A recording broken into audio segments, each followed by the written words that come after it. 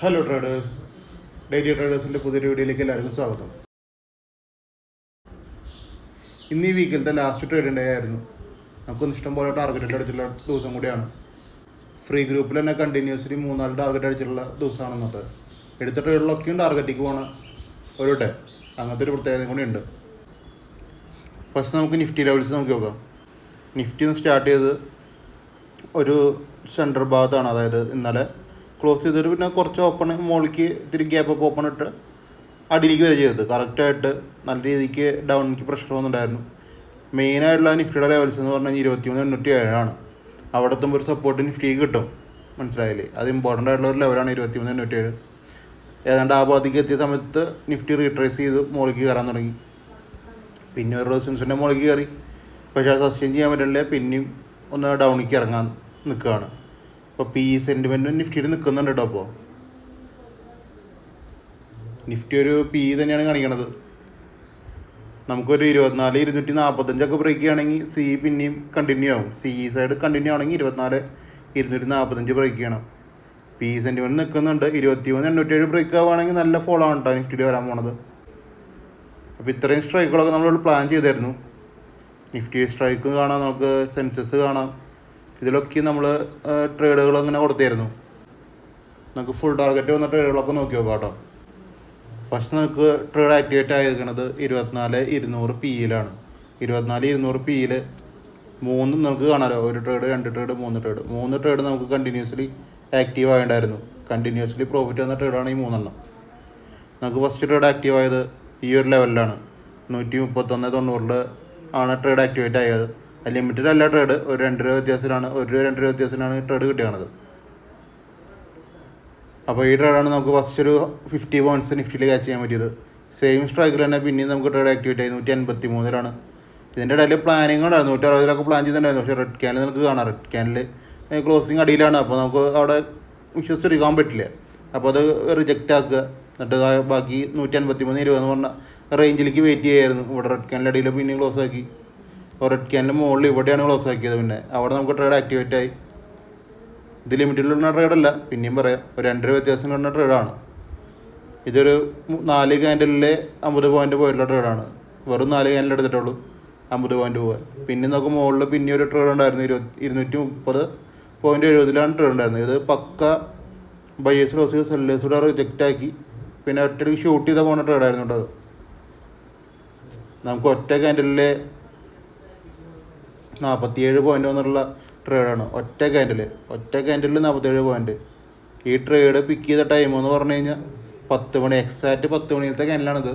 Exact 10 മണിയിലത്തെ candle നമുക്ക് full profit എല്ലാവർക്കും, ഇവിടെ നിന്ന് കാരണവർക്ക് എല്ലാവർക്കും പ്രോഫിറ്റാണ്.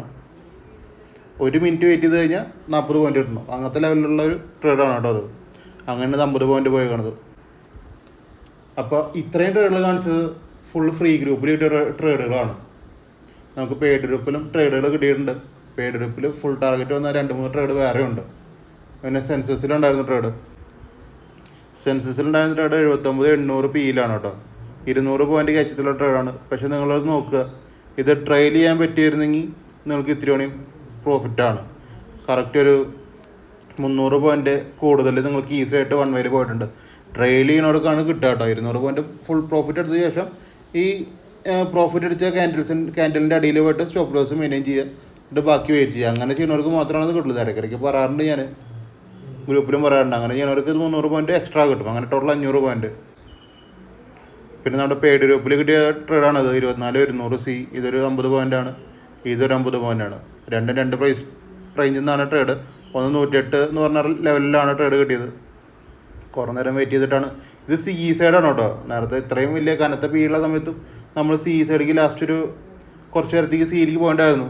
നിഫ്റ്റിയുടെ മൂവ്മെൻറ്റ് നേരത്തെ ചാർട്ട് കണ്ടായിരുന്നല്ലോ. ഒരു സി സപ്പോർട്ട് എടുത്തിട്ട് സി സൈഡിലേക്ക് പോയൊരു മൂവ്മെൻറ്റ് ഉണ്ടായിരുന്നു. ആ മൂവ്മെൻറ്റിൽ കിട്ടിയ ട്രേഡാണ് ഇതൊക്കെയും. 24,100 സി ഒരു 50 പോയിൻറ്റ്, 24,100 സി വേറെ 50 പോയിൻറ്റ്, 160 പ്രൈസിൽ നിന്നാണ് കിട്ടിയാണത്. അങ്ങനെ 2 പ്രൈസിൽ നിന്ന് സി സൈഡിക്കും കിട്ടിയിട്ടുണ്ട്. അപ്പോൾ ഇങ്ങനത്തെ ഓരോ ട്രേഡുകളാണ് നമുക്കൊന്ന് കിട്ടിയാണത്. ഒരു എസ് എൽ എന്ന് വന്നിട്ടുണ്ട്. ഇല്ലാതൊന്നുമില്ല, എസ് എൽ ഇല്ലാത്ത ദിവസമൊന്നുമില്ല. എസ് എൽ എല്ലാ ദിവസവും ഉണ്ട്. എസ് എൽ എന്ന് പറഞ്ഞാൽ ഇതാണ് കേട്ടോ, 23,950 പി. ഇതാണ് ഡയറക്റ്റ് എസ് എൽ വന്നൊരു ട്രേഡ്. നമുക്ക് ബൈ എസ് ക്ലോസ് ചെയ്തു. ഇവിടെ ക്ലോസ് ചെയ്തു. സെല്ലേഴ്സ് റിജക്റ്റ് ആക്കി ട്രേഡ് എടുത്തു. മനസ്സിലായില്ലേ? ട്രേഡ് എടുത്ത ശേഷം ലിമിറ്റിക്ക് വന്നു. ലിമിറ്റിൽ നിന്ന് പിന്നെ 2 ക്യാൻഡിൽ തന്നെ എസ്സിൽ പോയി. പിന്നെ അവിടെ തന്നെ റീ എൻട്രി ഉണ്ടായിരുന്നു. ഇതൊരു 15 പോയിൻറ്റ് 12 പോയിൻറ്റ് പോയിട്ടുള്ള ട്രേഡാണത്. അത് പിന്നെയും അത് സ്വൈപ്പ് ചെയ്തിട്ടുണ്ട്. പിന്നെയും എൻട്രി എടുത്തിട്ടുണ്ടായിരുന്നു. 23,950 പിന്നെ എൻട്രി ഉണ്ടായിരുന്നു. അതൊരു 50 പോയിൻറ്റ് ക്യാച്ച് ചെയ്തിട്ടുണ്ട്. അവിടെ നല്ല 40 പോയിൻറ്റ് ക്യാച്ച് ചെയ്തിട്ടുണ്ട്. പിന്നെയും ആ സ്ട്രൈക്കിൽ തന്നെ പിന്നെയും എൻട്രി ഉണ്ടായിരുന്നു. അതായത് 206 എൻട്രി ഉണ്ടായിരുന്നത്. അത് 20 പോയിൻ്റാണ് ക്യാച്ച് ചെയ്തേക്കുന്നത്. അതിന് 4 ട്രേഡ് കിട്ടിയിരുന്നു. എസ് എല്ലിന് ശേഷം നമുക്ക് 3 ട്രേഡ് വേറെയും കിട്ടിയിട്ടുണ്ട്. ഇനിയിപ്പോൾ ആർക്കെങ്കിലും റിക്കവർ ചെയ്യണമെങ്കിൽ 3 ട്രേഡ് വേറെ ഉണ്ട്. അവിടെ നിന്നൊക്കെ നമുക്ക് റിക്കവറി എടുക്കാൻ പറ്റും ഈസി ആയിട്ട്. അതൊക്കെയും പേരിൽ കിട്ടിയ ട്രേഡുകളാണ് അവിടെ നിങ്ങളിപ്പോൾ കണ്ടേക്കുന്നത്. ഇനിയും അല്ലറ ചില്ലറ ട്രേഡുകൾ ഞാൻ കൊടുത്തിട്ടുണ്ട്. പേഴ്സണലി കൊടുത്ത ട്രേഡുകൾ കുറേ ഉണ്ട്. അപ്പോൾ അതൊന്നും ഞാൻ പറയുന്നില്ലേ. ഇപ്പം അത്യാവശ്യം കാര്യങ്ങൾ ഞാൻ പറഞ്ഞിട്ടുണ്ട്. ഇഷ്ടം പോലെ പ്രോഫിറ്റുള്ള ദിവസമാണ്.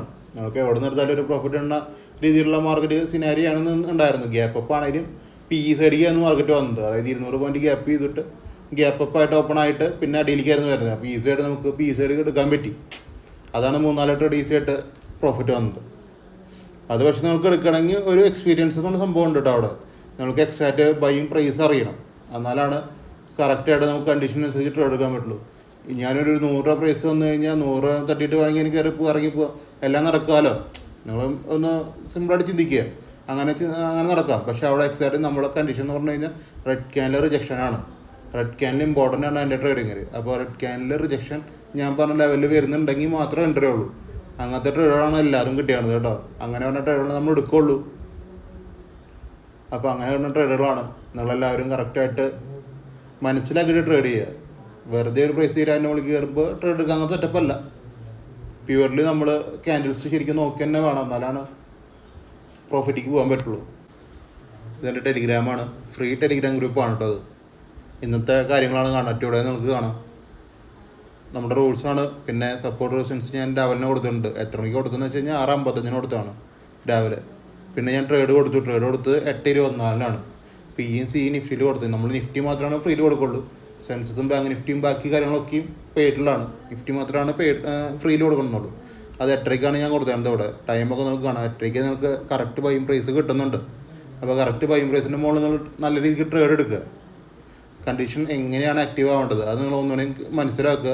ഇവിടെ ഞാൻ കറക്റ്റായിട്ട് എഴുതി വെച്ചിട്ടുണ്ട്.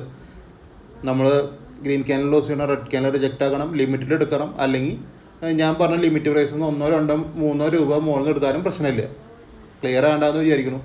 ഞാൻ പറയും, പിന്നെ ഞാൻ തന്നെ പറയും എസ് എൽ സൈഡിൽ നിന്നാണ് എടുക്കേണ്ടതെന്ന് വെച്ച് കഴിഞ്ഞാൽ ചിലപ്പോൾ ക്യാൻഡിൽസ് എസ് എല്ലിലേക്ക് വരുന്നുണ്ടാവും. ചിലപ്പോൾ ആ സമയത്ത് നമ്മൾ എൻട്രി എടുക്കേണ്ട വരിക.